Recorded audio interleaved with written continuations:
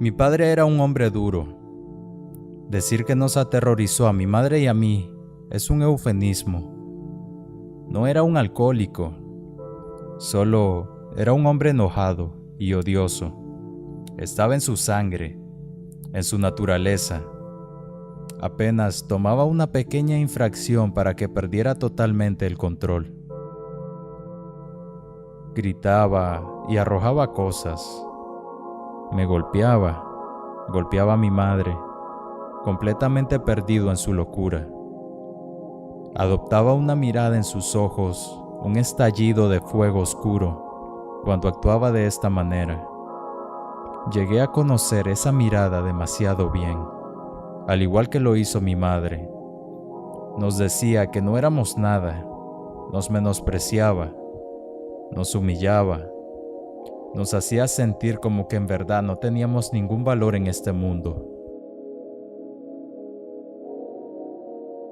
Cuando era niño, no estaba consciente de muchas cosas. Siempre recordaba tener miedo constantemente. Siempre que él llegaba del trabajo, hacía mi mejor esfuerzo para tornarme invisible hasta la hora de dormir. Cuando me las ingeniaba para estar fuera de su radar, él tendía a dirigir su ira hacia mi madre. Mi madre era una mujer bastante grande, digamos, algo que mi padre le recordaba constantemente. Cuando la cena no estaba hecha o cuando la casa no estaba lo suficientemente limpia para sus estándares, él la reprendía. Se refería a ella como una vaca gorda y floja, una buena para nada, una cerda trágicamente patética. La golpeaba haciendo sonidos de animales de granja. Era terrible, pero era lo único que yo conocía. Como dije, mi madre era una mujer grande, pero era un alma tímida. Hablaba en tonos susurrantes, probablemente por los años de abuso, y nunca levantaba su vista del suelo. Estaba avergonzada de su peso, pero la comida era uno de los pocos consuelos que encontraba. También era su mayor pecado. A veces, por la mañana, escuchaba desde mi habitación a mi padre gritándole antes de irse a trabajar. Yo salía a la cocina y ella estaba sentada en la mesa del comedor, con medio litro de helado, llorando y comiendo, llorando y comiendo. La mayoría del tiempo ella estaba amoratada, un recordatorio de mi padre, de que él siempre estaba al mando. No sé por qué ella no lo dejó, no sé por qué nadie tomó la iniciativa y nos ayudó. Me sentía como un prisionero en mi propia vida. Me sentía como que algo estaba mal conmigo. No entendía por qué mi padre se enojaba tanto. Recuerdo que en mi 7º cumpleaños, mi madre me compró un animal de peluche. Bueno, en realidad no era un animal. Era un fantasma de felpa. Era más o menos del tamaño de 2 puños y de un color negro. Tenía 2 grandes ojos azules y la tela estaba conformada de manera de que el fantasma tuviera una cola pequeña en forma de una lágrima retorcida. Se veía como un fantasma de caricatura, pero coloreado con esa extraña tonalidad oscura. Amaba esa cosa. Lo llamé Spooky y se convirtió en mi mejor amigo. Spooky me escuchaba, se acostaba conmigo, me permitía llorar en él si era necesario. Llevaba a Spooky a todos lados, abrazando su cuerpecito blando con mis brazos. Él era mi consuelo contra el ataque violento de la ira de mi padre. Incluso si mi padre me golpeaba, encontraba consuelo sabiendo que Spooky estaría allí después de eso. Fue mi red de seguridad constante durante una temporada de mi vida bastante confusa. A mi madre nunca le gustaba hablar acerca de mi padre. Siempre hacía a un lado el tema si yo lo mencionaba, diciéndome que, por favor, me portara de la mejor manera posible. Por favor. Pero Spooky sí me escuchaba. Me ayudaba a encontrarle sentido a la violencia y el enojo. Sus grandes ojos azules me llenaban con amabilidad y compasión, y siempre me ofrecía un abrazo cálido cuando estaba lleno de tristeza. Las líneas de la realidad comenzaron a mezclarse en mi mente conforme pasaba más tiempo hablando con Spooky. Dependía de su presencia constante hacia el grado de que ya era preocupante. Durante el tiempo en el que mi padre estaba desempleado y su temperamento estaba fuera de control, me quedaba hecho una bola en mi cama llorando, escuchando a mi madre tratando de calmar a mi padre. Fue aquí cuando comencé a rezarle a Spooky. Le rogué que me rescatara de la pesadilla en la que vivía. Le recé que me salvara cada noche. Lo enderezaba sobre mi almohada, con su suave cuerpo oscuro, haciendo contraste con las sábanas blancas, y le susurraba mis peticiones desesperadas. Comencé a creer que Spooky estaba vivo. Pensé que podría escucharlo hablarme algunas veces. Un murmullo gentil justo detrás de mi oído. Cuando le rezaba podría sentir su energía irradiando desde él. Hubo muchas veces en las que pude haber jurado que vi sus grandes ojos moverse. En mi cabeza imaginaba que él hablaba y su voz sonaba como un susurro maduro. Esto continuó por 6 meses. Mis rezos nocturnos, mi ritual. Mis padres nunca supieron acerca de ello, pero sentía que si lo seguía haciendo, sería salvado de esta infelicidad que estaba viviendo. Y algo así pasó. Nunca olvidaré esa noche. Me desperté por las luces rojas y azules que parpadeaban afuera de mi ventana. Escuché personas en mi casa, una estampida de pasos y voces alarmadas. Mi madre llegó corriendo a mi habitación y me agarró, seguida de los oficiales de policía. Yo estaba desorientado y somnoliento. La explosión de actividad me asustaba. Los oficiales me llevaron de mi cama y a medida que nos íbamos, me di cuenta de que Spooky se había perdido. Comencé a sollozar, rogándole a la policía que me recuperara mi peluche fantasma. Recuerdo la mirada que pasó por sus ojos, una mirada sombría y tenebrosa. Fuimos dirigidos afuera, en donde mi madre fue interrogada. Su voz era un revoltijo ronco de nervios, estaba llorando y noté que estaba asustada. No escuché qué era lo que los oficiales le estaban preguntando, pues me había hipnotizado con la ambulancia que se aproximó hasta detenerse enfrente de mi casa. Nadie quería hablar conmigo, era una mezcla de cuerpos y personas correteando de un lado a otro. Un flujo constante de paramédicos y oficiales se vertía en mi casa. Estaba perdido en la confusión y las preguntas burbujeaban en mi mente. No fue hasta años después que descubrí lo que pasó esa noche. Mi padre había muerto. Mi padre había muerto sofocado. Encontraron a Spooky, atascado a la mitad de su garganta. Mis oraciones habían sido contestadas. Nunca vi a Spooky de nuevo después de esa noche, y nunca hablé con mi mamá al respecto. Hasta ayer. Han pasado 20 años. Ahora nos está yendo mucho mejor. Tengo mi propio apartamento, pero insistí en que mi madre se mudara conmigo. Es una mujer rota. Los años de abuso han fracturado su mente. Necesita ayuda con muchas cosas, pero aún podemos hablar y encontrar maneras de reír.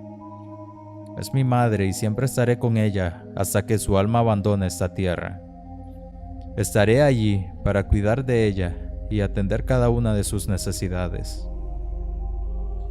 Ayer por la noche, después de unos cuantos tragos y algunas partidas de naipes, presioné a mi madre acerca de aquel día. Había estado en mi mente últimamente una molestia constante que se alzó desde las tinieblas de una mala infancia. Era algo que necesitaba para calmar mi cabeza, para aclarar mis pensamientos. Era un misterio que, con la edad, necesitaba ser escuchado.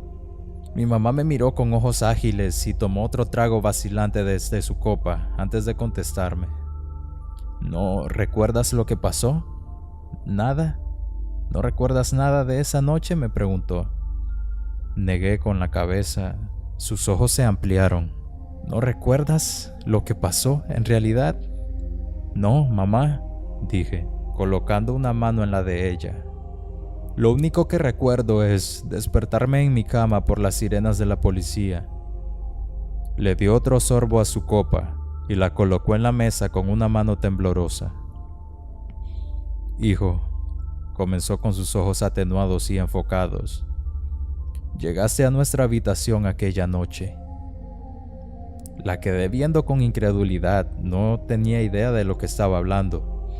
Ella se relamió los labios y envolvió sus manos alrededor de las mías. Hijo, me dijiste que nos querías liberar de tu padre. Mi corazón se comenzó a acelerar. Mamá, ¿qué sucedió? El dolor entró en sus ojos. Te subiste en la cama, a mi lado y al lado de tu padre, y le metiste ese fantasma por su garganta mientras yo me sentaba encima de él para mantenerlo quieto. Nunca te había visto así antes. Era como si fueras alguien más. Sabía que te debía detener, sabía que debía de hacer algo, pero las lágrimas se derramaron desde sus ojos. Odiaba a tu padre tanto que te ayudé a matarlo. Mi visión se nubló y sentía que la bilis subía por mi garganta. La oscuridad reptó desde el rabillo del ojo y mi estómago hizo un crujido. Puse una mano en mi cabeza y me obligué a tomar un respiro. Observé a mi madre con ojos desesperados. No, mamá, fue Spooky. Le rezaba para que matara a mi papá. Tuvo que haber sido él. Mi mamá ahora estaba llorando abiertamente y me apretó la mano. No, hijo, fuiste tú.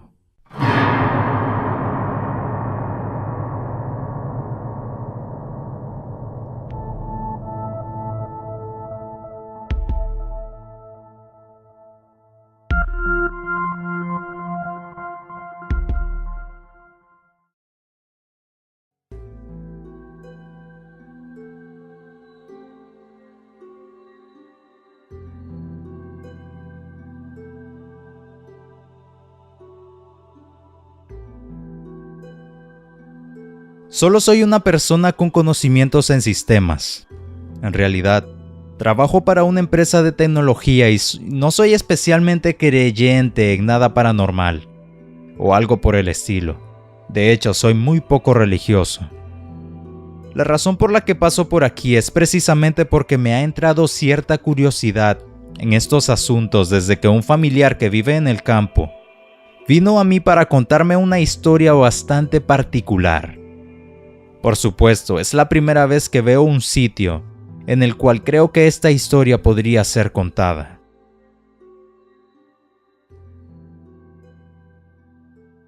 Javier y María prácticamente son dos campesinos, criados a la vieja usanza, en una pequeña choza situada a unos más o menos 30 minutos a paso de caballo del pueblo más cercano.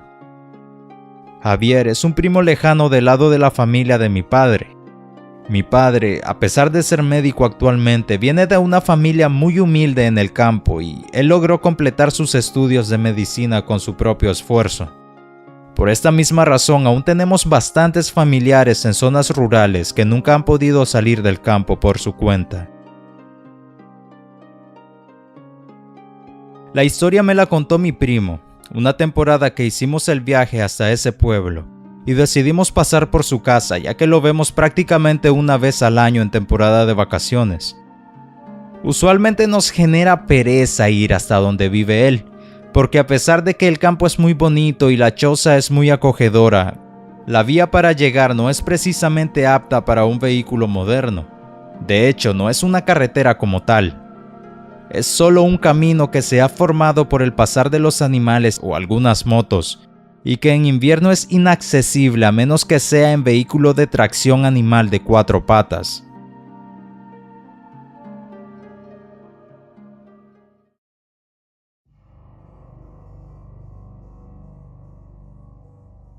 La última vez que lo visitamos, el buen primo tenía la espalda llena de cicatrices. Nuestra primera reacción fue preguntarle qué le había pasado. Su respuesta me ha dejado atónito. Es la primera vez que he escuchado algo similar.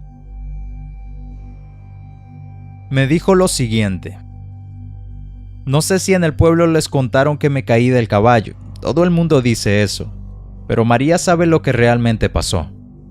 No quisiera contarles porque están de visita y no quiero que vayan a pasar una mala noche aquí.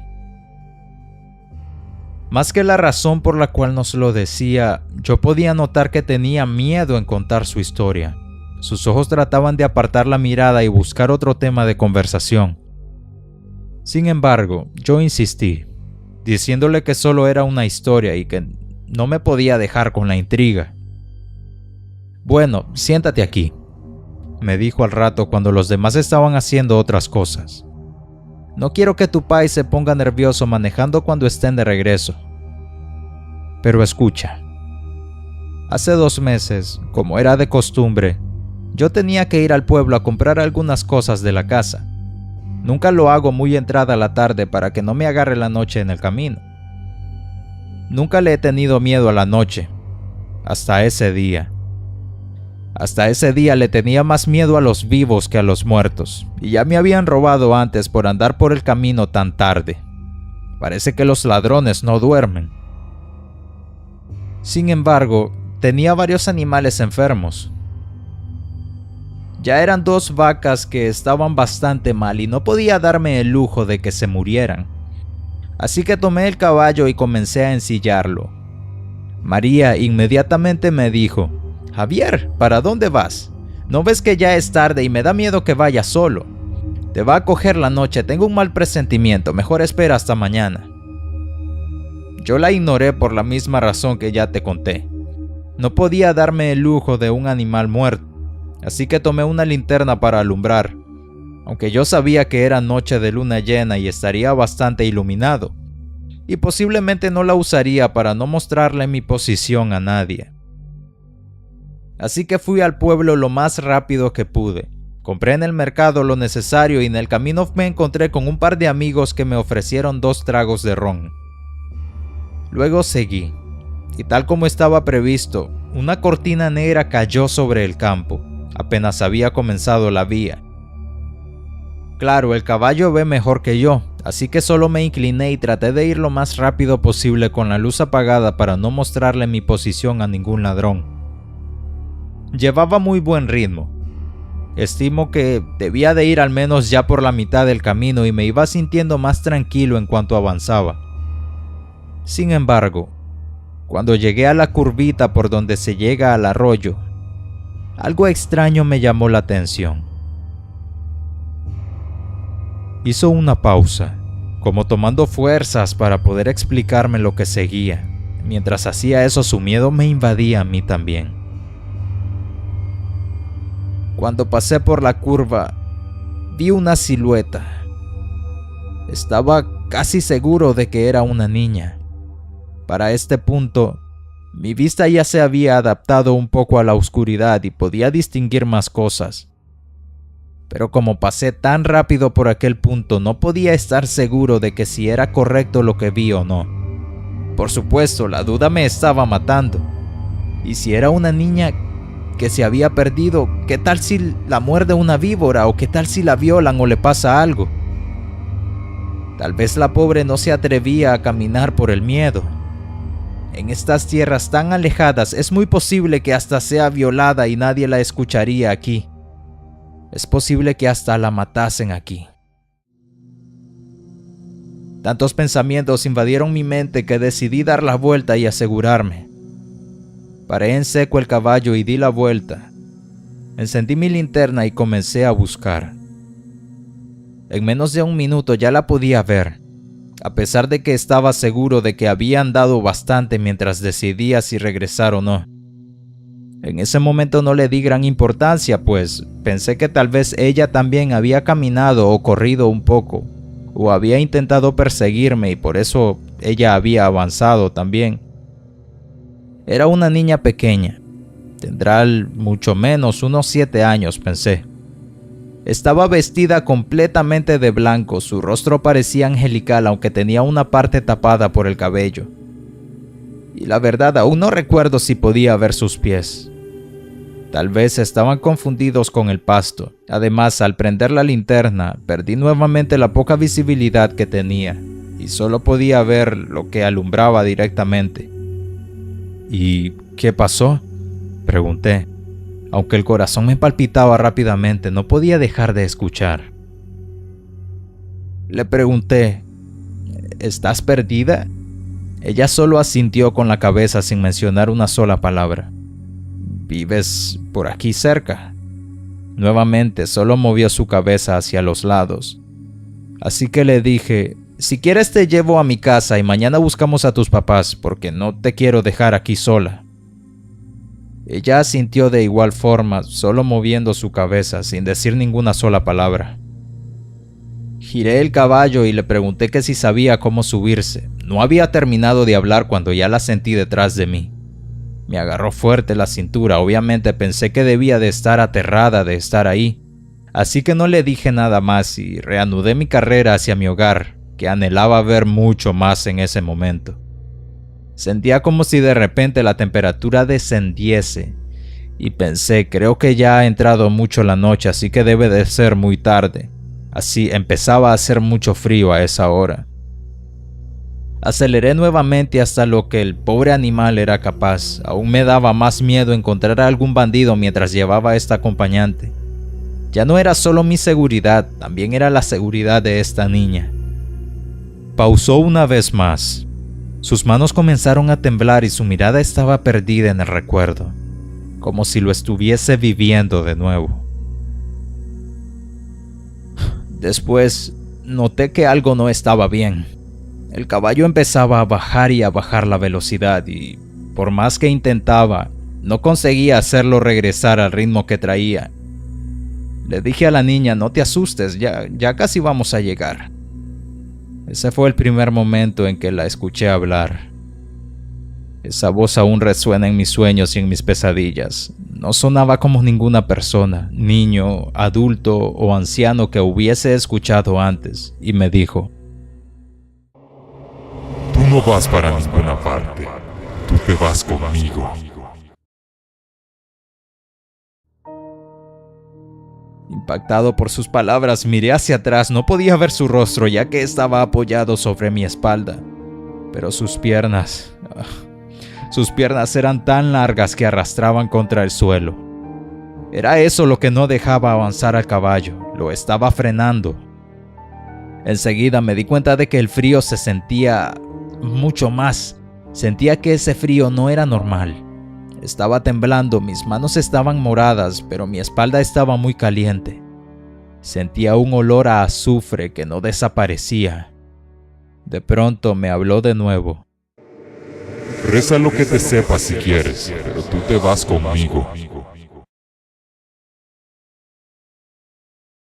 A mi mente vinieron muchas oraciones, las que había escuchado en la iglesia, las decía si no creyera en nada de eso. Las que había escuchado cuando enterraban a la gente, las que había escuchado rara vez de algún religioso en el colegio. El caballo iba cada vez más lento, casi que se detenía y cada vez que terminaba alguna oración ella solo se reía y solo decía: Esa ya me la sé, tú te vas conmigo.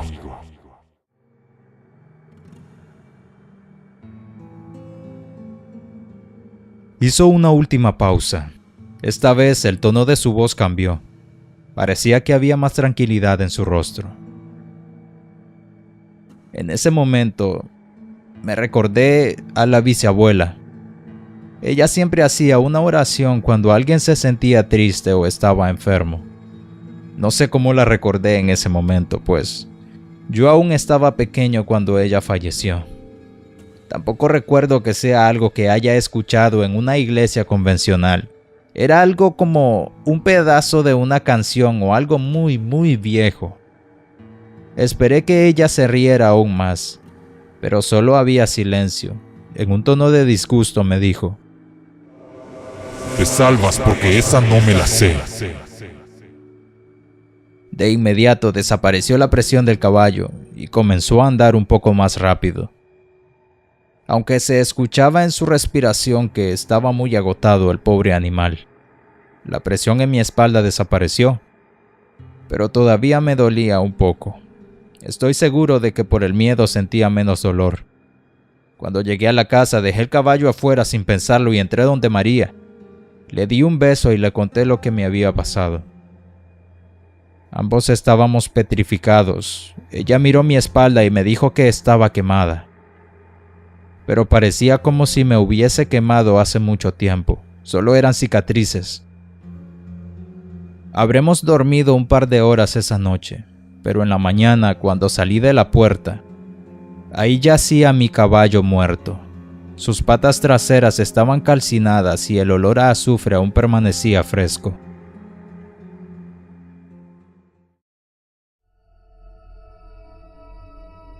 Allí terminó la historia. Solo se levantó y me dejó ahí. Yo no sabía qué decir ni qué pensar. Por supuesto, también nos agarró la noche cuando íbamos de regreso. Pero no sentía tanto miedo porque íbamos en un carro. La radio estaba encendida e iba con toda mi familia. Aún así, no me atreví a mirar por la ventana. Hacia afuera solo se veía oscuridad. Las luces solo alumbraban por donde estábamos andando. Y yo pensé, ¿serán solo inventos lo que me dijo? Alguna historia colorida que inventó porque había tomado algunos tragos esa noche. Miré hacia el cielo nocturno. En el campo puedes ver muchas estrellas y era noche de luna llena. De esas en las que la luna parece por alguna razón rojiza. Cuando volví la mirada hacia abajo, no pude evitarlo. Eché un vistazo por la ventana y vi una silueta en la oscuridad. Íbamos bastante rápido y evidentemente no había razón para regresar. Aunque sentí un horrible escalofrío al recordar la historia. En ese momento, recordé lo que le había preguntado al buen primo antes de marcharnos. ¿Y cuál era la oración? Él respondió, de nada sirve que te la diga, esa ya se la sabe.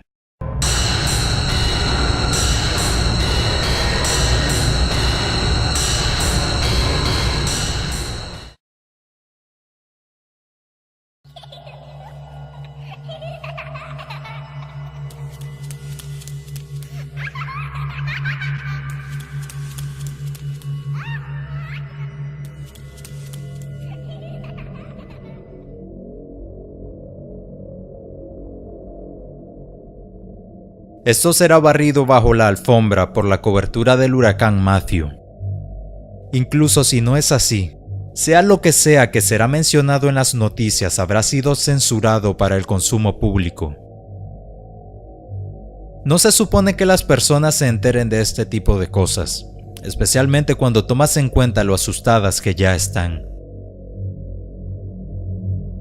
Hay una guardería en Charleston, Carolina del Sur. Está en un vecindario terrible.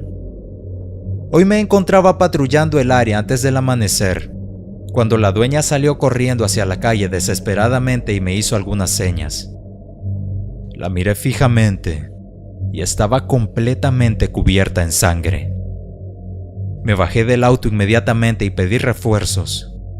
Los oficiales Fitz y Endoma estaban a una cuadra de distancia y llegaron ahí un minuto más tarde.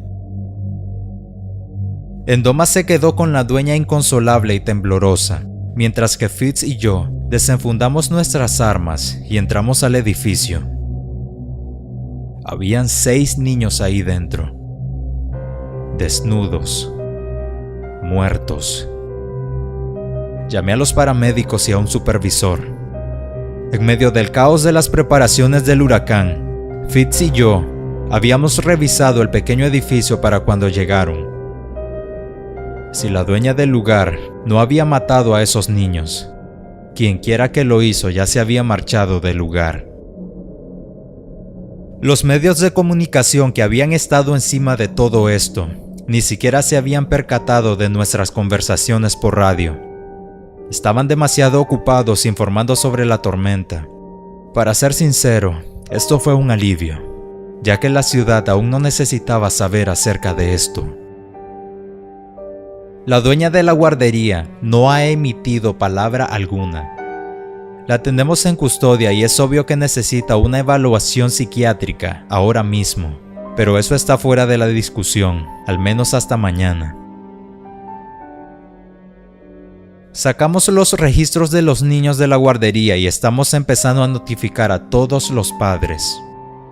Los últimos 2 de los 6 cuerpos ahora están siendo examinados. El hospital ha sido preparado para un flujo de heridas relacionadas con la tormenta, así que los fallecidos son llevados directamente al médico forense. Las examinaciones son someras y extraoficiales y conozco al encargado de ese lugar. Mi padre fue su padrino de bodas, así que siempre que quiero saber algo acerca de un caso que está por encima de mi rango, él usualmente me pone al tanto, y hoy no fue diferente. Sé lo que vi, pero habían varias preguntas sin respuesta. Cuando Fritz y yo entramos al edificio y vimos a las víctimas, supimos la causa de muerte de inmediato. Las heridas eran tan enormes y evidentes. De hecho, no creo haber parpadeado hoy sin haberlas visto en esa fracción de segundo de oscuridad. Para mí, era claro que la dueña no pudo haber hecho algo así. Ella mide 1,5 metros, y si les dijera que pesa 90 libras me sorprendería. Además, su boca era pequeña. Sí, eso es relevante. Este es el asunto. A simple vista, asumí que los niños tuvieron que haber sido asesinados por alguna clase de animal. Las mordidas que provocaron la pérdida masiva de sangre debieron de provenir de algo grande y con mandíbulas poderosas. Pero después de que revisamos el edificio y mientras que Fritz estaba afuera con Endoma tratando de hacer que la dueña nos dijera lo que pasó, le eché un vistazo más minucioso a las heridas. Eran demasiado uniformes, demasiado precisas. A lo que me refiero con esto es que todos los niños habían sido mordidos en el mismo lugar, entre sus piernas. Todo el recorrido desde el ombligo hasta su espalda baja se había ido. Habían manchas en sus muslos, algo blanco. Era más obvio en las víctimas de piel oscura, aunque estaba presente en cada uno de los cuerpos. Estuve a punto de examinar las fibras que vi sobresaliendo de las heridas, pero fui interrumpido por los paramédicos y la sucursal del médico forense porque necesitaban hacer sus cosas, así que los dejé con eso. He pasado toda la mañana en mi escritorio llenando reportes y escribiendo este recuento para ayudarme a aclarar mi mente. Hace cerca de 1 hora, llamé a mi contacto en la oficina del médico forense.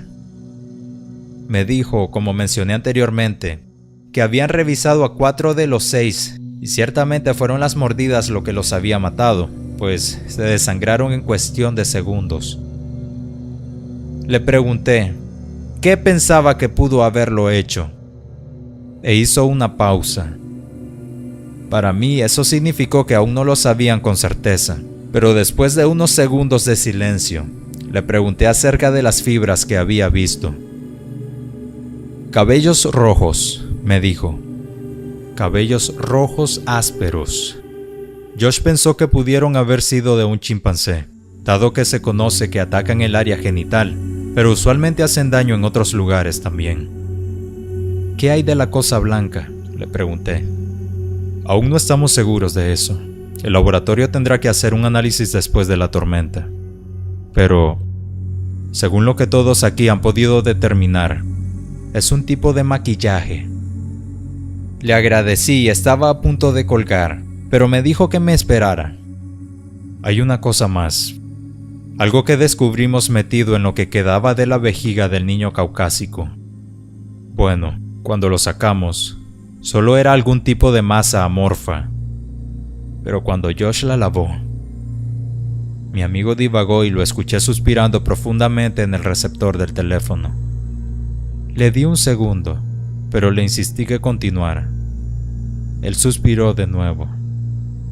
Mira, era una de esas narices rojas de goma, las mismas que usan los payasos.